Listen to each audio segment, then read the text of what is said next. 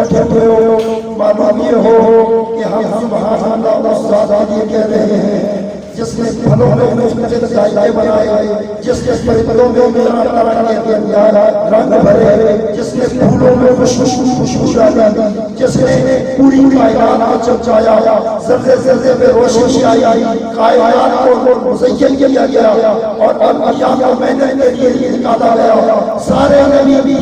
اشارہ کرنے کے لیے نکلے، ہر نبی نے توحید کا پرچار کیا، رسالت کا اقرار کیا، قرآن کے فروغ کے لیے ایمان کی تقویٰ کے لیے ہر نبی محنت، ہر بندے کی محنت کرنا مومن کا حق ہے، اللہ تعالیٰ اجر دینے والا ہے۔ بولو سبحان اللہ،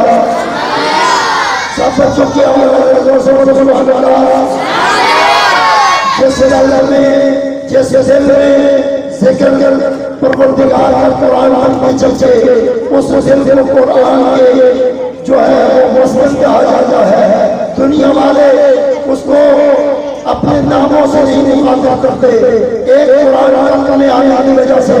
اللہ تعالیٰ اس کے ناموں کو بلوا دیتا ہے، اس کو قاری صاحب کہا جاتا ہے، اس کو حافظ کہا جاتا ہے، اس کو علامہ صاحب کہا جاتا ہے۔ ہم نے اپنے دلوں کو پار کرنا ہے، جس کے دل کی کھڑکی بند ہے، جس کے دل کا دروازہ بند ہے، اس کے دل میں کیسے توحید آ جاتی ہے، کیسے رسالت گھر کر سکتی ہے، کیسے اس کے دل میں قرآن آ سکتا ہے جب اس کا دل اتنا تنگ ہے۔ اپنے دل کو مسالہ نہ چھوڑو، یہ دل مصطفیٰ کے اس نورانی اقوال کے ساتھ جن کو حدیث رسول کہتے ہیں، ان پھولوں کے ساتھ جس کو قرآن کہتے ہیں، اس سے تب ہی چمک سکتا ہے جب آپ دل کھلے ہوں۔ بولو سبحان اللہ۔